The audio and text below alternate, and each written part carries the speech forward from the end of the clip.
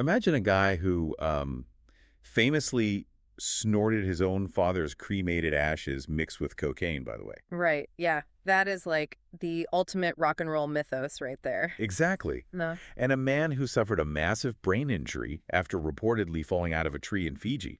I mean, this is a guy who literally inspired the perpetually drunk pirate, Captain Jack Sparrow. Oh, absolutely. He's the total caricature of the, indestructible, chaotic outlaw. Right. But now, imagine that exact same guy was once this pristine boy soprano who sang for Queen Elizabeth II. Wow. Yeah, it's hard to even picture. It really is. Imagine a guy who loves traditional British shepherd's pie so much Yeah. that he strictly enforces his own recipe. Like he actually confronts people backstage for eating his slice. That is amazing. And get this, he owns an extensive private library and secretly yearns to be a librarian. See, that's such a dizzying dichotomy. You have the ultimate symbol of countercultural excess on one hand, and then this deeply disciplined, almost rigid traditionalist on the other. Completely. Hmm. And that's why we're here.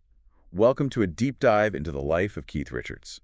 And to be clear to everyone listening, our mission today isn't just to rehash the drug busts or the rock star cliches you probably already know. Right, because there's so much more to it. Exactly. We've got this massive stack of sources here, biographies, interviews, historical records, and we're going to use them to uncover the actual human being behind that immortal caricature. Because that caricature, it often completely obscures the sheer architectural genius of his work.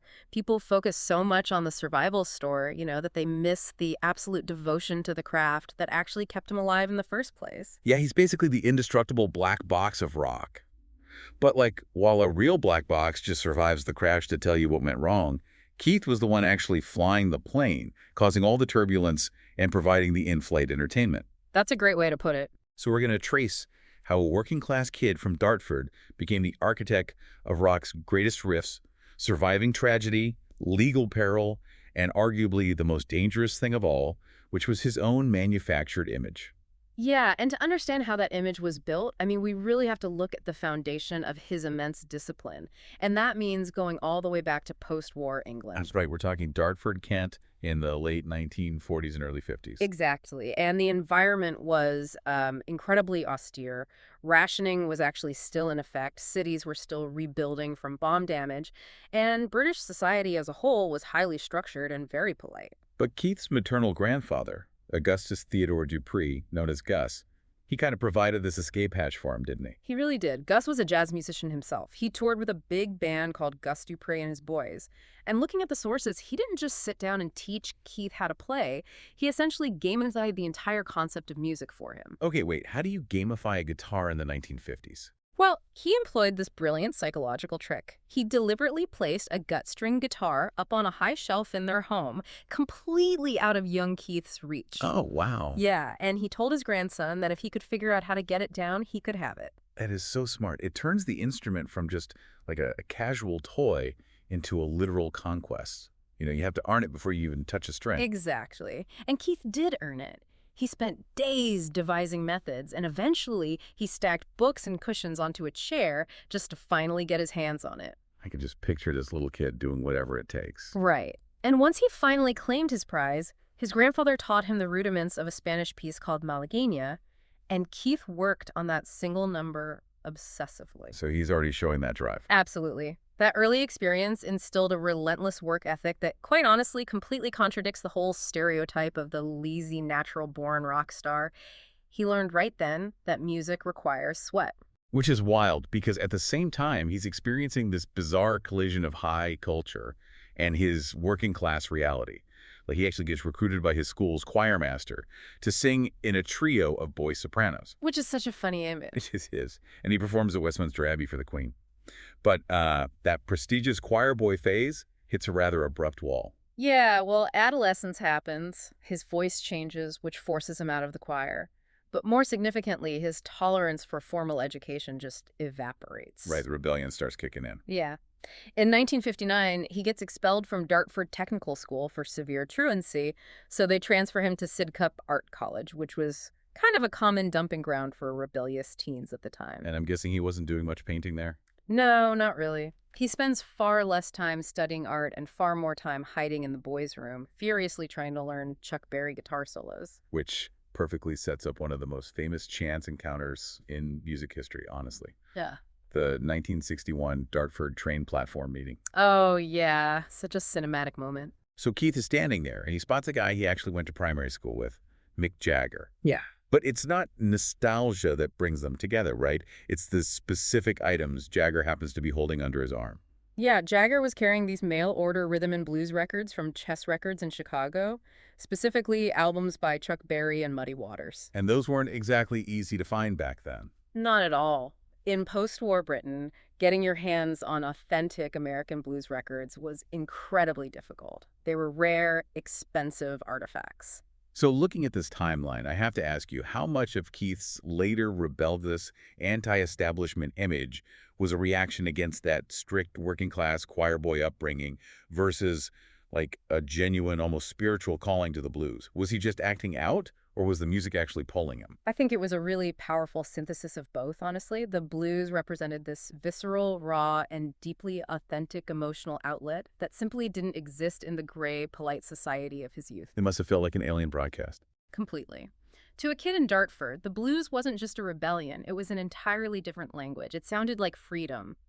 And that shared obsession with Anglican blues didn't just cement his friendship with Mick Jagger. It formed the absolute blueprint for how Keith would approach his instrument. Well, let's get into the mechanics of that instrument, because this is where the genius really lies. I mean, it is so much more than just plugging into an amplifier and playing loud. He physically altered the guitar to serve his specific rhythmic needs. Yes. So a break in touring around 1967 and 1968 gave Keith the time to really experiment. He had been listening to old Delta bluesmen and became totally fascinated by open tunings. Right. And he eventually develops a profound affinity for a 5-string open G tuning. That's the notes, G, D, D, B, D. Okay, wait, for those of us listening who don't play guitar, what does an open tuning actually mean in practice? So normally, to play a chord on a guitar, you have to contort your fingers across multiple frets. It takes a lot of finger placement. But in an open tuning, the guitar is tuned so that if you just strum it without pressing down on any strings at all, it automatically plays a perfect major chord. Oh, wow, so it totally simplifies it. Exactly. It turns the guitar from a complex melodic puzzle into more of a driving rhythmic drum. And he didn't just tune it differently, though. He actively removed a piece of the instrument. He did, yeah. On a standard 6-string guitar, the lowest, thickest string is an E, but when you tune the guitar to open G, that low E string can sound super muddy, and it actually clashes entirely with the frequencies of the bass guitar. So what does he do? His solution is astonishingly pragmatic. He just rips the lowest string off entirely. Just takes it off. Yep. He famously noted that the bottom string just, quote, gets in the way. That is such a practical, almost blue-collar approach to art. You know, if a part doesn't serve the machine, you just remove the part. Exactly. And by doing that, he creates this distinct, ringing, syncopated sound that becomes the absolute rhythmic signature of the Rolling Stones. You hear it instantly on tracks like Honky Tonk Women, Brown Sugar, and Start Me Up. It's iconic. It really is. It also allowed for a style of playing he called the ancient art of weaving, which is a technique he and the Stones' original guitarist, Brian Jones, gleaned from Chicago blues. How does that weaving work? Well, instead of the standard rock format where one guy plays rhythm chords and the other plays a distinct lead solo, both guitarists blur the lines. They weave in and out of each other's parts so tightly that you often can't tell who is playing what. It creates this incredibly dense, driving wall of sound. But to create that wall of sound, the entire band has to operate differently. Okay. Because looking at the studio notes here, there's a dynamic that completely upends how we think bands normally operate. Oh, the drummer dynamic. Yes, in almost every rock band in history, the drummer is the primary timekeeper. Right. The drummer lays down the beat, and the rest of the band follows the drums. That is the standard rule of music, yes. But the Rolling Stones broke it. Both former bassist Bill Wyman and current guitarist Ronnie Wood have explicitly stated that the band did not follow their legendary drummer Charlie Watts. Which is mind-blowing. It is. Instead, Charlie Watts actively followed Keith Richards. Hold on. Mathematically, how does a band even stay together if they aren't following the drummer? Doesn't that just create total rhythmic chaos? I mean, it should create chaos. But Keith's internal metronome was so powerful and his rhythm playing was so aggressive and commanding that Watts actually realized the song sounded better if he slightly delayed his snare hits to sit just behind Keith's guitar. Wow. Yeah. As Ronnie Wood put it, there was simply no way of not following him. Keith was literally the engine pulling the entire train. And that driving force extended to the songwriting, too, which incredibly wasn't even their idea initially. Like, in the early days, they were primarily just a cover band playing American blues and R&B. Right. It was their manager, Andrew Loog Oldham, who recognized that a cover band had a very limited shelf life. So he essentially locked Jagger and Richards in a kitchen and forced them to write their own material. Just locked them in there. Pretty much. Oldham also heavily manipulated their public image to contrast with the clean-cut Beatles. This is a detail I find totally fascinating. Oldham is actually the guy who told Keith to drop the S from his last name so he would just be Keith Richard. Yeah, that's true. He thought it sounded like more pop and kind of echoed the British singer Cliff Richard. Keith didn't even officially change his name back to Richards until 1978. It's just crazy to think that the ultimate symbol of not caring what anyone thinks started out as a highly manicured, focus-grouped pop product. It really highlights the tension between that curated bad boy image and the authentic musician underneath. But, the songwriting quickly eclipsed the marketing anyway. Keith's process was incredibly instinctual. He was constantly tapping into that deep well of blues he'd internalized. I mean, the most famous example is I Can't Get No Satisfaction. The riff literally came to him in his sleep. I love this story. Yeah, he wakes up, grabs an acoustic guitar, records the riff, and just a few mumbled words onto a bedside cassette player, and then promptly falls right back asleep. He woke up the next morning and found a tape containing 2 minutes of acoustic guitar, followed by 40 minutes of him snoring. Exactly. But that exact same rhythmic obsession, that all-consuming dedication that made him indispensable in the studio, it eventually became a massive liability in the real world. Oh, absolutely. Because as we move into the late 1960s and 1970s, that weaving technique and the relentless touring required him to be constantly dialed in, which unfortunately fueled an addiction that brought the law right to his front door. Yeah. Music journalist Nick Kent actually attached Lord Byron's epithet to Keith, describing him as mad, bad, and dangerous to know. That's a heavy label. It is. And Mick Jagger himself later observed that Keith's manufactured outlaw image likely contributed to him becoming a genuine addict. The persona and the person just blurred together, putting this massive target on his back from law enforcement. Well, let's look at the legal battles, because they reveal a lot about how society viewed him at the time. It starts in 1967 with the infamous Redlands bust at his Sussex estate. Right, the weekend party raid. Yeah, the police raid the house. Mick Jagger gets 3 months in prison for a few legally purchased amphetamine tablets, but Keith is sentenced to a full year in prison. And the crucial detail here is that he wasn't sentenced for smoking cannabis. No, he wasn't. He was sentenced to a year in prison simply for allowing cannabis to be smoked on his property. And the severity of those sentences really sparked massive public outcry in Britain. It became this huge cultural flashpoint. The Times actually ran a famous editorial titled, "Who Breaks a Butterfly Upon a Wheel?" Basically calling out the justice system. Exactly, arguing that the band was being persecuted to make a societal point rather than actually punished for a real crime.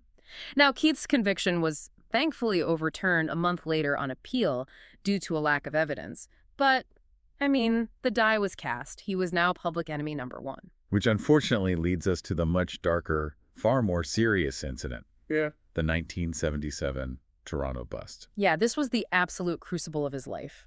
Keith was staying at a hotel in Toronto when the Royal Canadian Mounted Police raided his room and found a significant quantity of heroin. And this wasn't just a possession charge. No. He was charged with possession of heroin for the purpose of trafficking. Under the Narcotic Control Act at the time, that charge carried a potential sentence of 7 years to life in prison. Life in prison. Think about the psychological weight of that for a second. Life in a foreign prison hanging over your head. And for the next 2 years, he lives under this immense existential threat, all while still somehow recording the album Some Girls and touring North America. Yeah. How do you even function? Honestly, he functioned by retreating entirely into the music. But the legal turning point in the trial is quite poignant. The blind angel. Right, yes. He eventually pleaded guilty to the lesser charge of simple possession. He received a suspended sentence and 1 year of probation, with orders to continue medical treatment for his addiction. But a major factor in that lenient sentencing was a blind fan, known in the press as the Blind Angel. Tell us about her. Keith had actually secretly assisted her for years by ensuring she had safe transportation and access to their shows. She testified on his behalf regarding his true character, And in return, the judge ordered Keith to perform a benefit concert for the Canadian National Institute for the Blind. It's just an incredible, almost cinematic legal escape. But we have to pause here because amidst all this legal chaos, there's a profound personal tragedy that rarely gets the same headline space as the drug busts. Right. In 1976, while Keith was on tour, his infant son Tara passed away from sudden infant death syndrome. He was only a few months old. It was an unimaginable loss. And Keith's reaction to receiving the news is incredibly revealing about his psychological makeup. What did he do? Well, hours after finding out his son had died, Keith got on stage and performed a full concert. He faced heavy criticism for it at the time, obviously, but he later explained in a 2015 interview that playing was literally the only way he could cope. If he had sat alone in his hotel room, he said he would have shot himself. The stage was the only place he felt he could survive that moment. I want to ask you about the psychological toll of this entire era. When you look at the relentless police raids, the media villainization, and this deep personal grief, did playing the indestructible outlaw shield him from this trauma, or did it trap him in a cycle he just couldn't escape? I think initially it served as vital psychological armor. When the world is trying to lock you up and you're suffering immense grief, adopting the persona of a rogue who doesn't care about anything, that's a highly effective defense mechanism. Right, you can't hurt me if I don't care. Exactly. But as Jagger noted, that armor eventually rusted and became a cage, cementing chemical habits that nearly killed him. But surviving the 1970s against those incredible odds really cemented his status as a literal medical marvel. I mean, it gave birth to the wild myths that define his modern public persona, where fact and fiction just become incredibly tangled. So tangled. Let's unpack the man behind the caricature in his later decades, because the reality is often stranger and, honestly, sometimes much funnier than the headlines. Oh, for sure. The media has always loved to sensationalize him. Take the 2006 head injury in Fiji, for example. Oh, the tree incident. Right. The international press widely reported that the aging rock star had drunkenly fallen out of a massive coconut tree. Yeah, everyone was picturing him like scaling a 40-foot palm tree for a coconut in the middle of a bender. The reality, as Keith later clarified, was far more mundane. He had simply gone swaying, sat on the branch of a dead shrub that was barely off the ground, and just slipped backward. A dead shrub. Yeah. But the injury itself was actually incredibly serious. It caused a blood clot that required cranial surgery in New Zealand, which forced the Stones to delay their European tour. And his reaction to the surgery was so classic Keith. Yes, he later filmed a video message thanking the neurosurgeons, joking in his typical dry wit, "I left half my brain there." And then there's the story that broke the internet before breaking the internet was really a thing. The infamous ashes incident in 2007. An interviewer asked him what the strangest thing he ever snorted was. And Keith deadpanned that it was his father. It sounds totally like an urban legend, but he actually admitted to mixing a small portion of his father's cremated ashes with cocaine and snorting them. Just why? Well, his justification was remarkably pragmatic, much like his guitar playing. He said he was looking at the urn, couldn't resist the urge to combine his two lives, noted his dad wouldn't have cared in the slightest, and summarized it by saying, "It went down pretty well, and I'm still alive." I read that his manager frantically tried to issue a statement claiming it was a joke. But the interviewer maintained Keith was entirely serious. Yeah, he wasn't joking. It's definitely designed to shock. But then you contrast that chaotic behavior with his absolute rigid domestic quirks. Like we mentioned at the start, this man, the ultimate rebel, is deeply, fiercely passionate about shepherd's pie. Oh, he treats his shepherd's pie recipe with the reverence of a sacred text. I love this detail. Stuart Cable, the late drummer for the band Stereophonics, actually shared a story where Keith confronted him backstage. Cable had unwittingly served himself a piece of the shepherd's pie that had been prepared specifically for Keith, and Keith marched up and demanded to know who broke the crust of his pie. He even writes about it in his autobiography, Life. He literally pauses the narrative of rock history to give culinary advice to his readers, specifically noting that you must add more chopped onions after cooking the meat filling. And beyond cooking, he is a voracious reader. He owns this extensive library, meticulously organized, and admitted in a 2010 interview that his secret, unfulfilled ambition is actually to be a librarian. It reveals a quiet, contemplative side to a man globally known for producing deafening noise.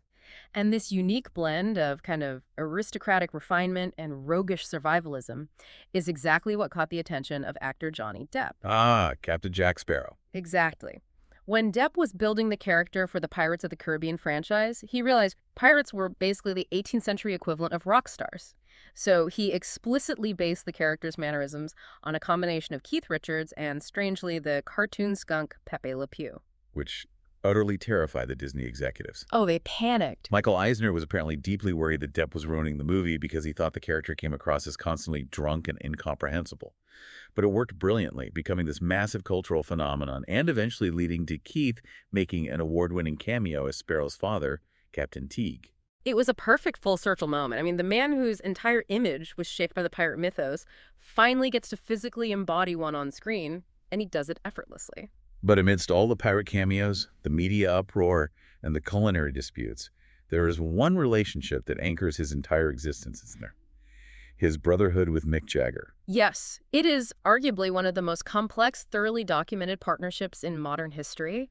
The media frequently describes it as a bitter love-hate relationship. And Keith hasn't exactly hidden that. No, in his 2010 autobiography, Keith didn't pull any punches. He famously referred to Mick as unbearable, mocking his ego and noting their relationship had been severely strained for decades. But in almost the same breath, he clarifies the reality of that tension. By 2015, he publicly stated that while Jagger could be a snob and a control freak, quote, "I still love him dearly. Your friends don't have to be perfect." He views the entire dynamic as just a family squabble. Yeah, he has stated that if he shouts and screams at Mick, it's because no one else in their massive entourage has the guts to do it, or they are literally paid not to. He sees his fundamental role as keeping Jagger grounded to the earth, preventing him from floating away on his own fame. It's the ultimate sibling analogy. Mick and Keith are like two brothers who fundamentally annoy each other on a daily basis. Yeah. They will bicker endlessly in the living room about how things should be run. But the second anyone from outside the family tree attacks one of them, They will immediately link arms and fiercely destroy the outsider. exactly. And that enduring, stubborn partnership is the vehicle for a musical legacy that is almost unparalleled. All these sensational stories, the drugs, the arrests, the public spats, they often distract people from how Keith actually views his own relationship with the universe and his craft. Which brings us to how he views his own talent. Yeah, when you look at the sources regarding his philosophy on songwriting, he adamantly refuses to take full credit for the music. For a guy who has every right to a massive, inflated ego, he says he doesn't have a God aspect about songwriting. He prefers to think of himself merely as an antenna. It's a profoundly humble metaphor for a rock star. He believes that, in his own words, there's only one song, and Adam and Eve wrote it. The rest is a variation on a theme. That's beautiful. It is. He doesn't believe he creates the music out of thin air. He believes the music, the blues, is an ancient signal already floating in the air, and he has just spent his life tuning himself into the perfect conduit to catch that signal. He's got a massive amount of signals over the years. I mean, his physical footprint in music history is staggering. He currently owns approximately 3,000 guitars. Wow. The most famous being Macabre, which is this battered 1953 butterscotch Fender Telecaster named after a Charles Dickens character, naturally. And his critical footprint is completely undisputed. Rolling Stone has ranked him among the top 5 guitarists of all time, crediting him as the architect of rock's greatest single body of riffs. His dedication to the acoustic guitar as the foundational blueprint of his playing, his deep reverence for the Chicago blues pioneers who came before him, his radical decision to alter his instrument to serve the rhythm rather than his own solos. I mean, it all points to a deeply serious, devoted artist whose craft quite literally saved his life. So if you're listening to this and trying to reconcile all these contradictions we've talked about, I'm going to leave you with a final thought to mull over. Keith Richards is globally celebrated as the ultimate rock and roll rebel, the guy who cheated death, who fought the law, who snorted the ashes, who became the pirate. Right. But what if his true legacy is actually his extreme discipline? Consider that the man we view as the ultimate chaotic rock outlaw might actually be, at his core, music's most devoted egoless traditionalist. In the end, he's just the choir boy who happened to find a much louder church. And the music he built in that church will long outlive the myths. The black box is still recording, and the engine is still pulling the train. Thanks for diving deep with us.